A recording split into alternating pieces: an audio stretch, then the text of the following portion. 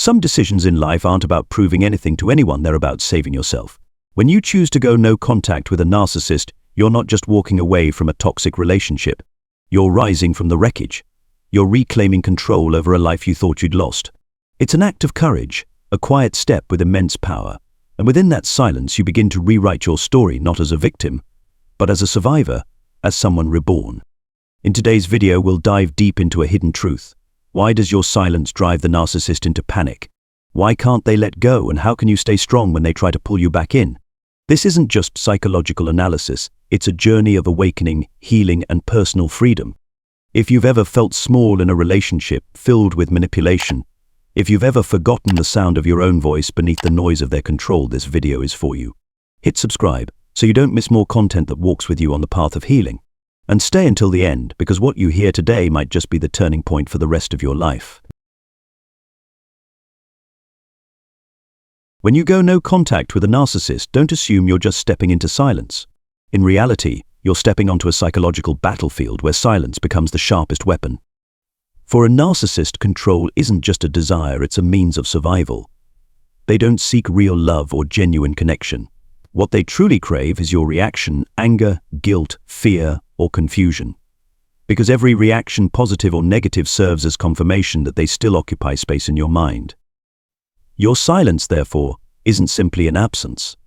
It's a revolutionary act against the narcissist's psychological structure. You're withdrawing the fuel that feeds their inflated ego, your attention.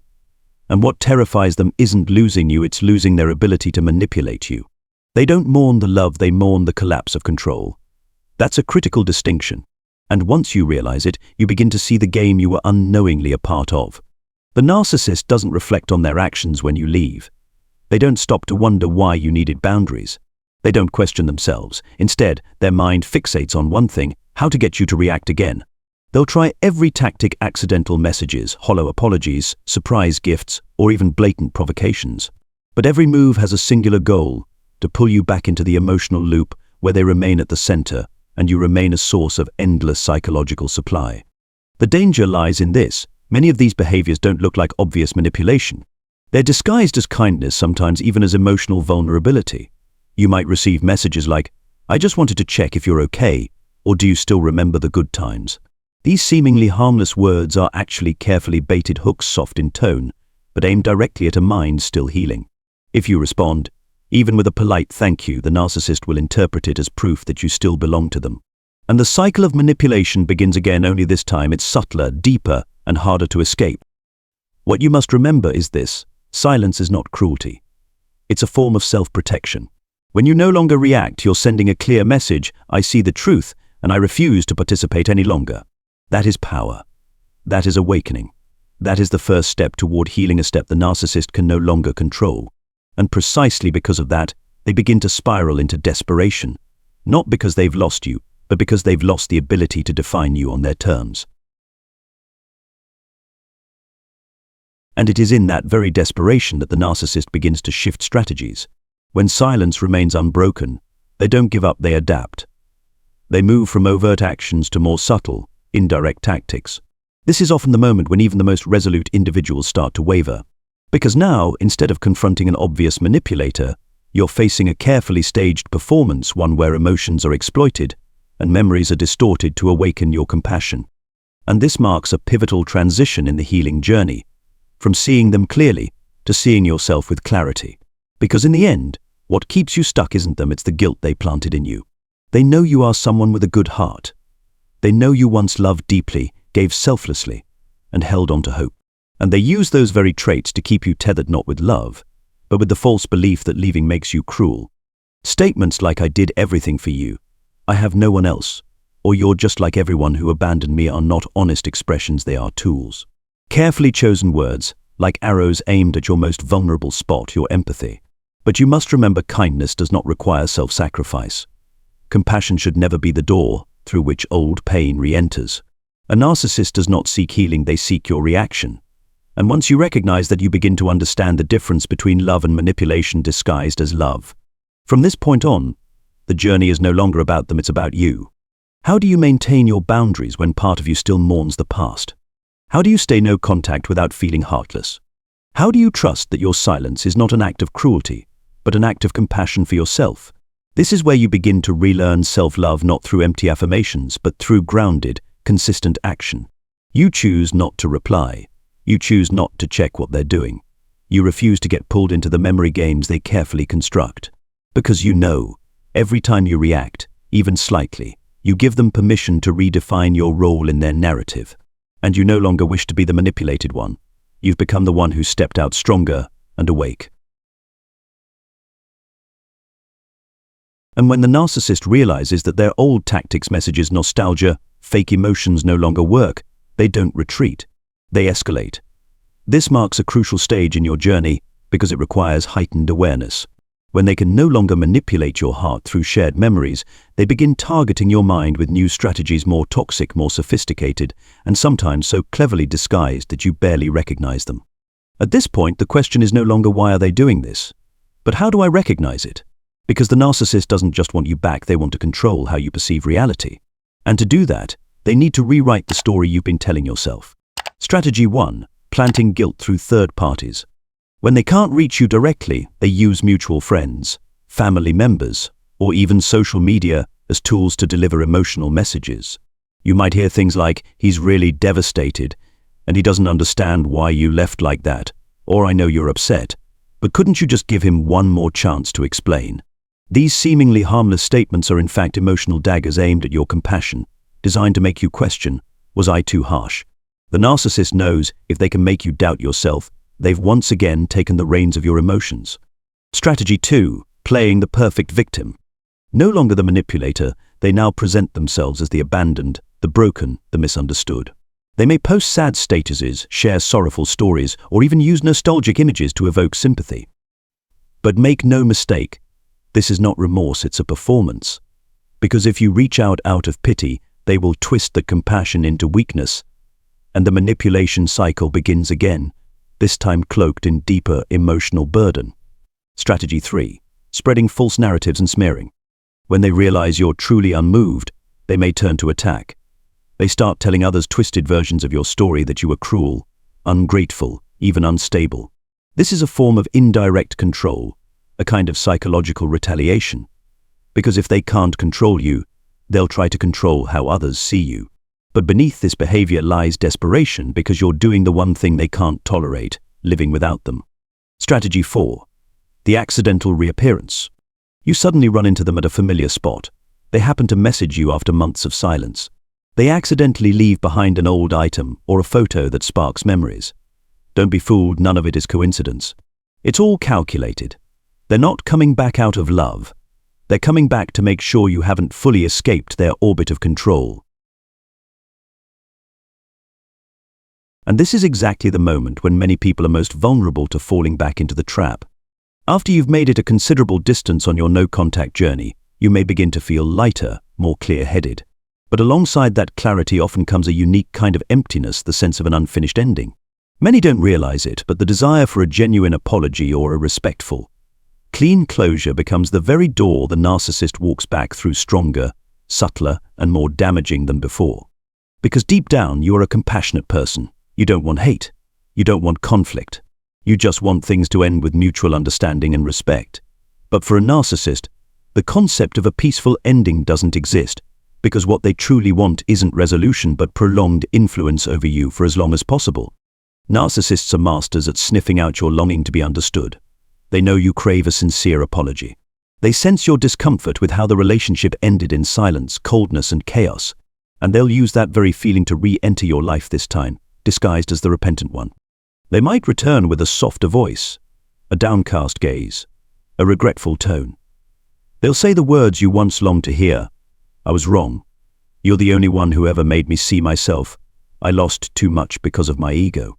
And for a moment you may start to believe that all the past pain was just a misunderstanding. That maybe, just maybe, they've changed. But remember this, an apology cannot undo a pattern of harm. And with narcissists, apologies are never for atonement, they're for access. They don't say, "I'm sorry," to heal. They say it to test whether your wounds are still soft enough to reopen. Many people who fall for the apology trap end up back in the cycle a second round, deeper and more damaging. Because once you forgive, once you believe they've changed, You'll love again, but this time with fewer defenses and more expectations. And that's exactly what makes the next fall so much more painful. Another reason many people falter at this stage is the desire for a clear ending. You want to be heard. You want to say your final thoughts. You want them to understand that you left not out of cruelty, but because you had no more strength left to stay. But tragically, with a narcissist, what you're offering is not closure, it's an open door. You want to end it, but they want to revive it. They'll let you speak. They'll listen. They might even cry. But they don't listen to understand. They listen to gather information to assess your level of vulnerability, to see if you're still angry, still attached, still reachable. And once you've poured out your heart, they'll use your words against you. They'll throw it back at you during the next manipulation. You said you still loved me. You said I was the most important, or I was only doing what you said you needed. That's not the ending you're looking for. That's the endless prolonging of suffering disguised as civility. So the hardest, yet most essential lesson you must learn on this path is this: accept the imperfect ending. There will be no apology, no heartfelt tears, no graceful final chapter. Only you and the quiet peace beginning to grow inside. You don't need them to validate your pain. You don't need them to admit they were wrong. You don't need a clean break to move on. You only need one thing: to give yourself permission to move forward without needing anyone else's permission. There may still be days you wake up with unanswered questions lingering in your chest, but over time you will learn to live without all the answers, because what you truly need isn't an explanation, it's freedom. And then you'll realize the closure you once craved from them is actually something you're giving to yourself. Not through a heart-to-heart conversation that resolves everything, not through a tearful meeting where misunderstandings are finally cleared up, but through silence, through mental clarity, through courageous daily choices, not replying, not justifying, not checking up on them. That is how you say to yourself, I don't need someone to give me closure. I am the closure. And the beautiful part is, once you stop looking back, you begin to see things you never dared face before: the truth about the relationship, about the person you became under the suffocating sweetness of their control. You'll come to understand that no perfectly timed apology could ever undo the years of erosion of trust, of emotion, of your sense of worth. Because what you deserved was never just an apology. You deserved unconditional kindness, honest communication without conditions, a love that didn't make you question your own reality. And those things could never come from a narcissist, because their very nature is to deny peace when they no longer have control. But real healing doesn't come from demanding justice from the one who hurt you. Healing begins when you stop seeking validation from someone who was never capable of seeing your worth, not in a healthy or sustainable way. And this is the quietest, yet most powerful transformation. You don't need to be understood by them. You only need to understand yourself. You don't need them to admit they were wrong. You only need to stop believing that you were wrong for walking away. There will be days when sadness resurfaces. Beautiful memories, however fleeting, may soften your heart. But remember, those memories were only a part of the story. And you stayed too long, clinging to that part, forgetting that the full picture was one of slow emotional decay. Now, you are learning to see the whole truth with clearer eyes and a stronger heart. The narcissist may still try to return. They may use new tricks, claiming they're in therapy, that they've had a spiritual awakening, that they're doing well, but still hoping for a kind word from you.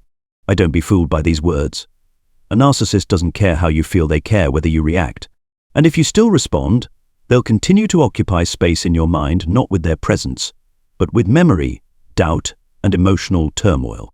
The healing journey is not a straight line. Sometimes it's fast, sometimes slow, sometimes filled with light, sometimes thick with fog. But every time you choose not to reply, not to search for signs that they still think of you, not to compromise your boundaries, you take another firm step forward. No one sees it. No one applauds it. But you know, you are doing what you once thought you weren't strong enough to do. And bit by bit, something precious begins to form: inner freedom. It's the moment you can breathe deeply and not feel a sting when you remember them. It's when you hear the old song, and instead of tears you smile, not because you're numb, but because you've reclaimed your emotional power. It's when you tell your story not with shaking hands, not seeking sympathy, but simply because it's part of a journey you've lived through. And then one day will come, a day you didn't plan, without warning, when you realize you no longer think about them the moment you wake up. You don't check their social media to see how they're doing. You no longer write unsent messages or rehearse conversations in your head. as if waiting for a dialogue that will never happen. That doesn't mean you've forgotten them completely. It means they've stopped occupying the center of your emotional universe. This is the freedom you fought for, not through rage, but through resilience. Not through revenge, but through mindful silence. Not to prove anything to anyone, but to protect the wholeness of who you are. And the deeper you go into that peace, the more you begin to see what you couldn't when you were still in the relationship. You begin to remember the times you apologized just for having feelings. The moments you felt guilty simply for setting the smallest boundary. The times you believed real love meant enduring, forgiving, sacrificing to the point of losing yourself. But now you see clearly that wasn't love. It was confusion, nurtured by manipulation and a lack of self-worth, a void the narcissist eagerly exploited. And in that new clarity, you begin something miraculous, rebirth. Not a return to your old self, but a rebuilding deeper, more authentic. You learn to say no without needing to justify it. You learn to trust your intuition without needing validation. You learn to be alone without feeling lonely, because now you are your own best friend. This journey is not heroic in the traditional sense. It's not dramatic or grand. It happens quietly, day by day, through small decisions, not replying, not checking in, not making excuses for the past. And these quiet acts are the true peak of strength. Because not everyone is brave enough to let go of something that once felt like love, even if it was just an illusion. You start reconnecting with the parts of yourself you had lost. The little hobbies that were once dismissed as pointless. The friendships you neglected because they didn't like those people. The creativity, the laughter, the vibrant parts of your personality that were dulled down to play the role of peacekeeper. You begin creating a new space of life, no longer controlled by the need to please others, but guided by your inner truth. And soon you begin to attract something different. People who don't make you question your worth. Relationships that don't exhaust you. Decisions made from joy, not fear. Because when you truly heal, you're not just walking away from a narcissist, you're walking away from an entire belief system that made it easy for you to be caught in that cycle in the first place. This is not just recovery, this is transformation. And when you look back, you no longer resent them. You thank them not for what they did, but because their destruction forced your awakening. They are no longer a wound, but a lesson. No longer the center, but a period at the end of a sentence. You don't need a tidy ending, because you already closed the chapter yourself by choosing to never reread it. And if you've made it this far, pause for a moment, not to look back at what the narcissist did to you, but to truly see yourself, the one who walked through the storm, the one who stood tall in the invisible war. Because the real miracle isn't just that you escaped someone toxic. The miracle is this: you chose yourself even when that was the hardest thing to do. In a world that often glorifies endless forgiveness, blind tolerance, and love at any cost, you did the opposite. You left not to punish, but to survive. And you don't owe that explanation to anyone. No one else lived inside your mind. No one else heard the sweet-coated criticisms. No one else felt the loneliness of being with someone who never truly saw you. You chose something you once thought you didn't deserve: peace. You rebuilt something they tried to break: trust in yourself. You reclaimed something they tried to own: your right to define your own worth. Now you no longer need anyone to tell you you're good enough. You no longer feel the need to shrink to fit a mold that suffocates. And you certainly don't need an apology from someone who never intended to take accountability. Real freedom doesn't begin when you leave. It begins the moment you stop waiting for them to change. You're no longer holding your breath for a miracle, for their awakening, for some closure. You've realized you don't need them to close that chapter. You are the one holding the pen. And you're not just continuing the story, you're rewriting the very definition of love, of boundaries, of what it means to be whole. Now you understand that love doesn't mean enduring repeated harm. Forgiveness doesn't mean giving them access to your heart again. And your silence is not cruelty, it's the clearest message of all. I've chosen myself, and I don't need to apologize for that. There will still be days when your heart wavers, when old memories visit, when a song, a scent, or a phrase stirs something inside you. But here's the difference. Now you know how to return to yourself, not with judgment, not with denial, but with compassion and strength. You've built a new life on the foundation of truth. No more illusions, no more one-sided hopes. Just clear, conscious choices made with respect for yourself. And if someone needs to hear this today, please remember, you're not selfish for setting boundaries, you're not cruel for walking away, you're not too sensitive for feeling hurt, and you are never wrong for choosing a life without them. You are becoming the person you once begged others to be for you. You are living proof that it's possible to step out of the shadows without carrying hatred, only lessons, gratitude, and new light. And know this, you are not alone. So many others are walking this path too, and you are a beacon for them. When you maintain no contact, when you rise after every emotional wave, you send a powerful message to the world. We don't have to stay in manipulation and call it love. And that, right there, is the greatest victory of all.